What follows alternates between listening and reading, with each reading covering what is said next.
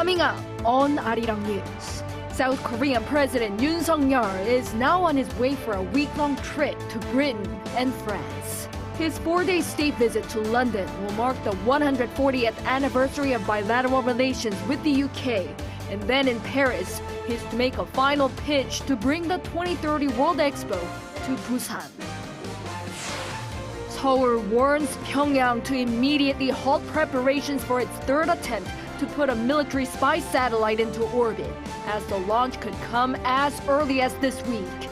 South Korea says it could take necessary measures should the North go ahead with the launch. K-pop artists are making waves across the world, with BTS's Jungkook, Stray Kids, NewJeans, and BLACKPINK winning accolades at the Billboard Music Awards, from Top Global K-pop Song to Top Global K-pop Artist Awards.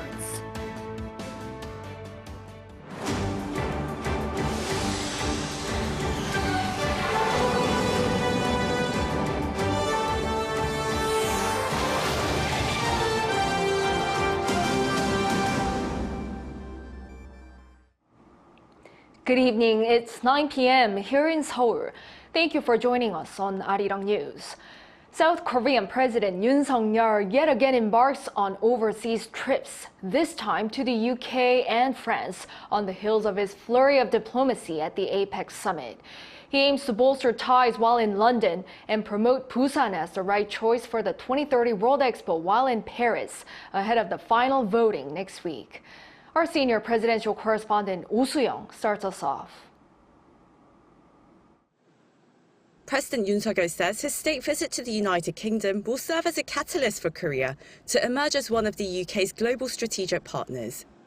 Speaking to The Telegraph ahead of his trip on Monday to mark 140 years of bilateral relations, Yoon called for closer collaboration between Seoul and London amid complex global polycrises, including North Korea's nuclear threat and the regime's weapons cooperation with Russia, as well as wars in Ukraine and the Middle East.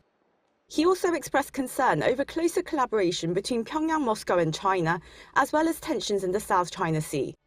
These make it all the more vital to ramp up economic and security cooperation with the UK, Yoon told the paper. In a press briefing, Yoon's spokesperson Yoon said Sunday that during Yoon's state visit, the two governments would announce a comprehensive document laying out specific areas of cooperation called the Korea-UK Accord. Excluding the United States, it is unprecedented for our country to issue a comprehensive document of this kind. It is expected to be an opportunity to re-establish our diplomatic relations. Following a royal reception, luncheon and tribute to Korean war veterans, Yi added that the South Korean leader would make a speech to Parliament in English, as he did at the US Congress. With Britain's tilt to the Indo-Pacific, its post-Brexit strategy to engage more deeply with countries in the region, amid trade and geopolitical uncertainty in the world, the two countries are expected to bolster cooperation in various fields. The UK has a developed defence industry and is also a permanent member of the UN Security Council. Since Korea will serve as a non-permanent member of the Council for 2 years starting next year, there's great potential for cooperation in terms of security. Also elaborating on economic ties, Yi noted that the UK is the world's 6th largest economy with a GDP of over $3 trillion and a trade volume with South Korea of $12 billion last year. We're seeing rise in luxury goods trade, we're seeing rise in renewable energy, we're seeing rises in automotives. You know, some of our automotive brands, Korea is in their top 5 markets. So defence as well, and digital. So Korea is a really strong market for British business, and it's great that that's increased. This year marks the start of negotiations for the free trade agreement, and that is a really exciting opportunity for Britain and UK businesses. Following his visit to the UK, Seoul's top office says Yoon will head to France for 3 days to promote Korea's bid to host the 2030 World Expo in the port city of Busan, engaging with various delegates of the Expo's organisation based in Paris. He said a final presentation for Busan will be made by an influential figure in the international community ahead of the final vote on November 28. Oh Soo-young, Arirang News. Seoul warns Pyongyang over its third attempt to put a military spy satellite into orbit, as the launch could come as early as this week. The launch could mean a partial suspension of the September 19th Inter-Korean Military Pact. Our defense correspondent Choi Min-jung explains. South Korea's military has warned North Korea to immediately stop any preparations to launch a military reconnaissance satellite. Chief Director of Operations at the Joint Chiefs of Staff Kang Ho-pil vowed Monday to take necessary measures if Pyongyang were to ignore the warning. We are sternly warning North Korea to immediately stop the launch of the military reconnaissance satellite, currently under preparation. If North Korea presses ahead with the launch despite our warning, our military will take necessary measures to guarantee the lives and safety of our people. Although Kang did not elaborate on what those measures would be, the government is widely anticipated to partially suspend the Inter-Korean Military Pact signed in 2018, also known as the September 19th Military Agreement. The pact, which established no-fly zones near the border, has recently been called into question as it restricts Seoul's surveillance and reconnaissance capabilities amid escalating North Korean threats. We believe there will be necessary progress made through consultations with relevant ministries and through the correct channels. It is rather unusual for military authorities to issue a warning before a launch, but a JCS official explained that the warning was made based on the results of the National Security Council meeting held Monday morning, which looked at the possibility of a spy satellite launch by the North, as well as countermeasures against it. JCS's warning comes a day after Seoul's defense chief Shin Won-sik said in a broadcast interview that North Korea may launch a military spy satellite within a week or so. Shin said the North is believed to have almost resolved its engine problems with Russia's help. North Korea has already made 2 failed attempts in May and August. Choi Min-jung, Arirang News. Israel and Hamas are reportedly close to a possible truce deal for an initial release of dozens of hostages held by Hamas in Gaza. Israel, meanwhile, denied that any such agreement was being considered. Our Kim Jong-sil has the latest.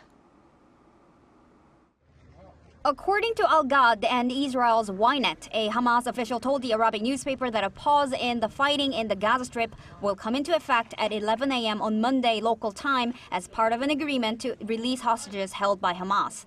Ynet reported that an Israeli official denied the report, saying there had been no such agreement. The Washington Post reported over the weekend that the deal was, quote, a detailed 6-page set of written terms that would require all parties to the conflict to freeze combat operations for at least 5 days, while an initial 50 or more hostages are released in smaller batches every 24 hours. Meanwhile, the Israel Defense Forces has released a video of an underground tunnel at the Dar Al-Shifa hospital compound, the largest medical facility in Gaza. The video that was filmed on Friday begins outside the tunnel shaft and into the inside, showing a tunnel extending some 55 meters underground. The IDF said the underground tunnel had stairs, a blast-proof door, and a firing slot that could be used by snipers. It also released CCTV footage from the hospital showing alleged Hamas militants dragging other men inside the building. Hamas was hiding and murdering our hostages in Shifa Hospital. Hamas was building terror tunnels underneath Shifa Hospital. The IDF confirmed that these men were Thai and Nepalese nationals who were taken to the hospital following last month's attack. A senior Hamas official denied the claims. They claim this hospital was a command center, control, administration and domination, an issue which is much bigger than just a tunnel. Where is that? There's nothing of that sort. Meanwhile, an Israeli military spokesperson indicated on Friday that IDF operations would advance into southern Gaza, but did not indicate the timing. This comes after Israeli forces have largely succeeded in taking control of northern Gaza. A total of 31 premature babies from the same hospital were evacuated on Sunday to Gaza's southern city of Rafah. The babies will be transferred to Egypt. Kim Jong-sil, Arirang News.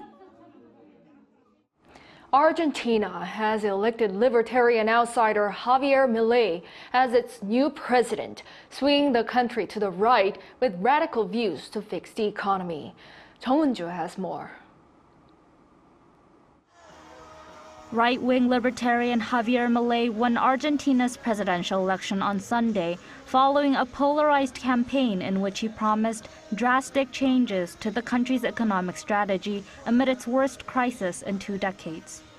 According to Argentina's electoral authority, Milei won by a wider than expected margin as he landed some 56% of the vote versus just over 44% for his rival, Peronist economy minister Sergio Massa, when 99.4% of the votes were tallied.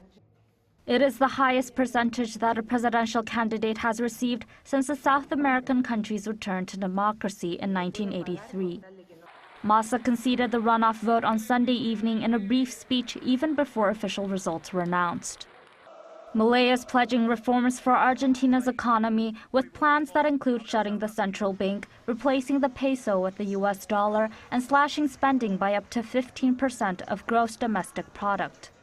His challenges are enormous, however, as he will have to deal with soaring inflation nearing 150%, a $44 billion US debt program with the International Monetary Fund, and spreading poverty.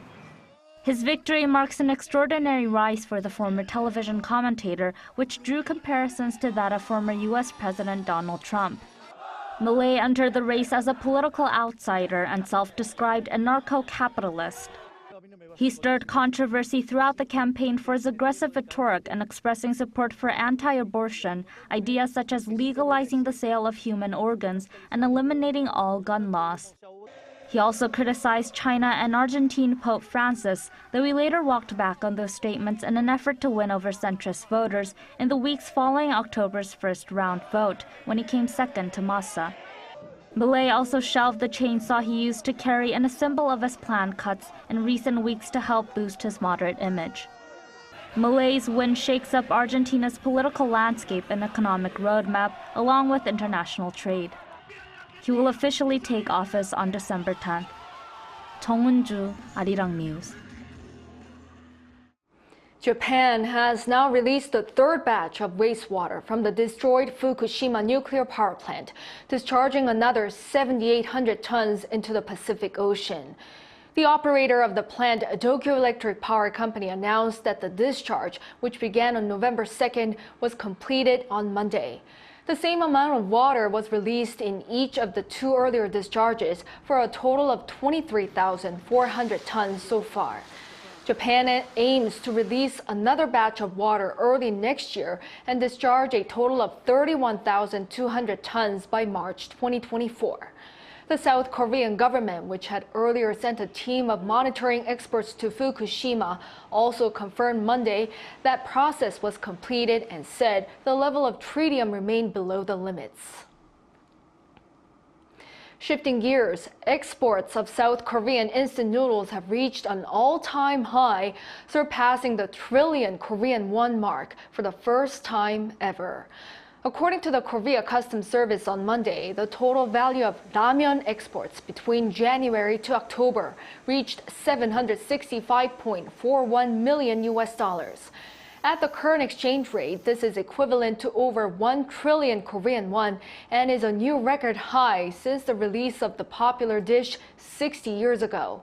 Exports have risen for 9 consecutive years since 2015, and exports this year have already surpassed last year's. Sales of hydrogen-powered vehicles fell from January to September due to insufficient refueling infrastructure and the limited choice of models. According to SNE research on Monday, sales dropped a little over 21% year-on-year globally. But while Hyundai saw its sales fall around 50% compared to last year, the company kept its position on top of the global market with an over 38% share. By country, South Koreans bought the most hydrogen-powered vehicles during the same period, despite a drop of about half from that of last year. Meanwhile, China and the US saw hikes in sales mainly as hydrogen-fueled commercial vehicles and Toyota's Mirai model saw rises respectively. Global efforts are being made to raise awareness and take action toward the decarbonization of planet Earth. But new renewable energy sources have not been able to keep up with those needs. Now, a team of researchers have revealed that by year 2050, more than 50% of total energy sources will change to solar power. Our Yoon has the details. Solar power generates electricity using sunlight. Currently, the most widely used solar cells are made of silicon and are cheap and easy to make. But their power generation efficiency fluctuates depending on the weather, and the large area of space that the panels take up means solar is an underused source of energy.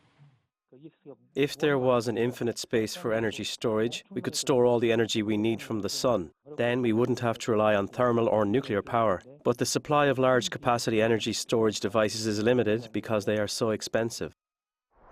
Even considering these drawbacks, a team of researchers at the University of Exeter in the United Kingdom says that by 2050, solar power will become the dominant energy source. Looking at the 11 electricity production key technologies, fossil fuels have been in the lead, having produced 62% of electricity in 2020. But that is expected to drop to 21% in 2050. The research team's analysis shows that between 2010 and 2020, the installation of solar panels increased by 25% per year, which both caused and partly was caused by cost reductions of solar photovoltaics, a non-mechanical device that converts sunlight directly into electricity, which fell by 15% each year. The research team also said that a tipping point for renewable sources leading the power sector could be imminent or has even already passed, and the policy and finance spheres need to prepare for a rapid transition. The latest findings on solar energy have been published in the science journal Nature Communications. 이은진, Arirang News. Moving on to some entertainment news now. Multiple K-pop artists have won accolades at this year's Billboard Music Awards. BTS member Jungkook won the top global K-pop song award with his solo debut single, 7. Boy group Stray Kids won the top K-pop album award with their third release, 5 Star. BLACKPINK was chosen as the top K-pop touring artist, and NewJeans won the top global K-pop artist award. Billboard announced the winners on Sunday local time. Billboard Music Awards is considered one of the top 3 music awards in the US, along with the American Music Awards and the Grammys. Korea is hosting UNESCO's first International Center for Documentary Heritage. It opened in the city of Cheongju, the hometown of Jikji, the world's first metal movable type. Our Choi Soo-young covers this event and its significance. Documentary heritage is a key part of our understanding of the history of civilization. The UNESCO International Center for Documentary Heritage opened on November 1st in Cheongju, Chungcheongbuk-do Province, home to the world's first metal movable type, Jikji. Korea, with the Asia's largest and the world's 5th largest documentary heritage, became the first to open such a center. UNESCO believes the power of knowledge that has contributed to facilitation of human development, especially through documentary heritages represented by global communities. A special opening exhibition prepared for this event delighted visitors. This exhibition brings joy by exploring the documentary heritage of the world, focusing on the big theme of giving light, progress, and hope to humanity. Visitors can experience the history of humanity, accompanied by records as they pass through 5 zones. In the Zone 1, an artwork shapes light against the darkness using the nebulous sky disk likely created in the Bronze Age, showing celestial phenomena as a motif using light and shadows. You can also see the big wall art screen, which combines documentary heritage with modern digital media. The head director of this opening exhibition said anyone can truly feel the essence of the light. I use light as a metaphor so that the audience can actually feel the discovery and the significance through their own discovery through by being in the exhibition. Additionally, visitors can contemplate records of humanity's darker moments such as war, disease and discrimination, and witness the efforts made by humanity to overcome such darkness. In the final zone, visitors also have the opportunity to leave their own records by writing a letter. I want them to forget about everyday, worries, forget about the congested traffic and city noise and the lights, noisy lights and signs on the way. The exhibition will be open until June 28th next year. Choi Hyung, Arirang News. It was the mega event for esports fans worldwide. The champion for the 2023 League of Legends World Championship was Korea's T1, winning the trophy for the first time in 7 years. This is raising the bar even further for the team leader, Faker. Our Yoon has the highlights. The 2023 League of Legends World Championship final match was held on Sunday at Kocheok Skydome in Seoul. The country's largest indoor venue was filled with a passionate community of fans. And kicking off the climax moments of the 2023 League of Legends World Championship, video game developer Riot's new virtual pop group, Heartsteel, performed at the opening ceremony, which also featured K-pop group NewJeans, who sang the championship's anthem, Gods. This year's theme is the grind, the glory. Behind every trophy is a long journey of dedication and hard work. Here, a sellout crowd of over 18,000 have gathered to witness the moment of glory. The Korean League's T1 and Chinese League's Weibo Gaming competed in matches played in a best-of-5 format. T1 took control, winning the first and second matches. You could feel the passionate support and desperate cheering of the fans watching, knowing that the win was in sight. This is my first time to watch matches on site, and the atmosphere here is so exciting. I also enjoyed NewJeans' performance. Victory in the third round meant T1 lifted the Summoners Cup and set a new record for League of Legends World Championship wins. It makes it even more special that they were able to celebrate the victory in front of their home crowd. Over everything, I'm so grateful to be able to play in front of so many people. And to be honest, the result is not important to me.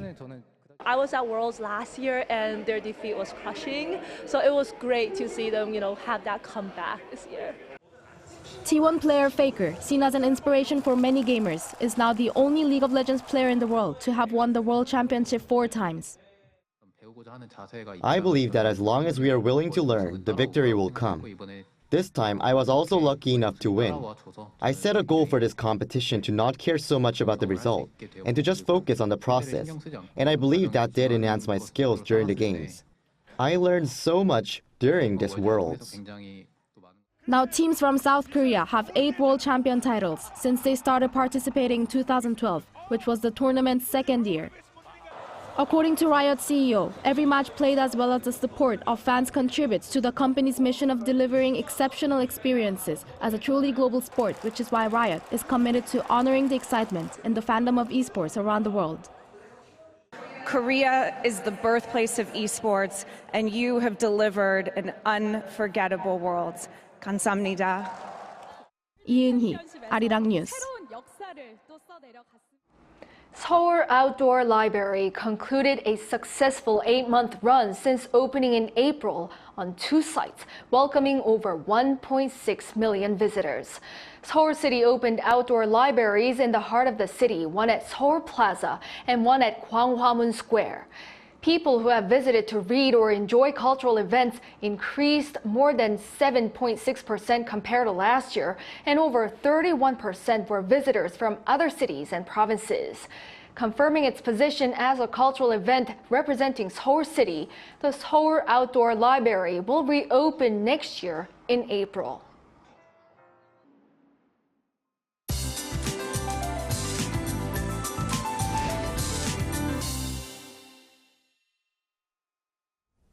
No major cold is in the forecast for the next few days, but big fluctuation in daily temperatures will prevail. Under clear skies, most regions, including Seoul, will see a huge gap of 10 degrees or more in between day and night. Places like Cheongju will see a huge gap of 15 degrees. When temperatures fluctuate this much, our bodies become more vulnerable to viruses. Please take extra care of your health at this time. The East Coast is currently under dry spells, and gusty offshore winds will follow from time to time. The combination of dry air and gusty winds can easily lead to a fire, so make sure to be careful with anything that can lead to a small spark. Also, inland regions may see frost and ice for the morning hours. Keep in mind that frost and freezing conditions can easily damage crops and even unprotected plumbing. Sunny skies will dominate nationwide. Tomorrow, Seoul will be starting off at 2 degrees Celsius. As for the daily highs, Seoul will get up to 14 degrees, Gwangju 17, Busan will make it to 18 degrees.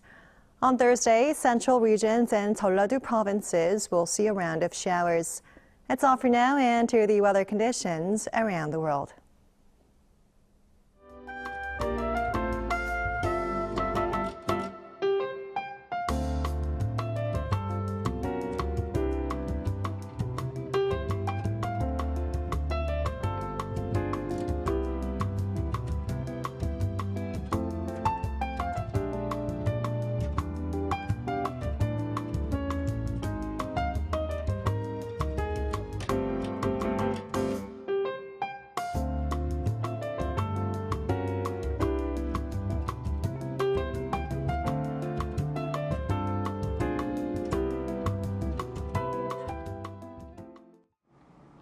Well, that is all for this Monday night newscast. Thank you for watching. We'll be back tomorrow with the latest news. Hope everyone has a good start of the week.